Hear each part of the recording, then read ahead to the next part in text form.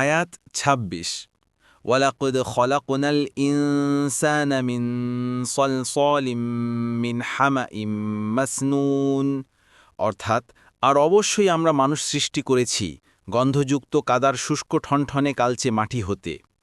তাফসির: মানুষের আদি উৎস সম্পর্কে কুরআন বলছে সরাসরি মৃত্তিকার উপাদান থেকে তার সৃষ্টিকর্ম শুরু হয়। সলসলিম মিন হামাইম মাসনুন, শুকনো কালো ঠনঠনে পচা মাটি শব্দাবলীর মাধ্যমে একথা ব্যক্ত করা হয়েছে।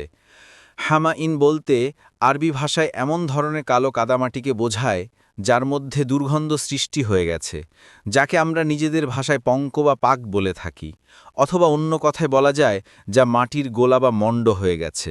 সাআদি: মাসনুনিন শব্দের দুই অর্থ হয়। একটি অর্থ পরিবর্তিত, অর্থাৎ এমন পচা যার মধ্যে পচন ধরার ফলে চকচকে ও তেলতেলে ভাব সৃষ্টি হয়ে গেছে। সাআদি: আর দ্বিতীয় অর্থ চিত্রিত, অর্থাৎ যা একটি নির্দিষ্ট আকৃতি ও কাঠামোতে রূপান্তরিত হয়েছে।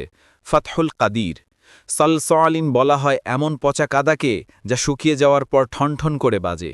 এর জন্য আরও দেখুন বাগভি, কুর্তুবি, ইবনে কাসির। এই শব্দাবলী থেকে পরিষ্কার জানা যাচ্ছে যে গাজানো কাদামাটির গোলা বা মণ্ড থেকে প্রথম মানুষ বানানো হয় এবং তা তৈরি হওয়ার পর যখন শুকিয়ে যায় তখন তার মধ্যে প্রাণ ফুঁকে দেয়া হয়।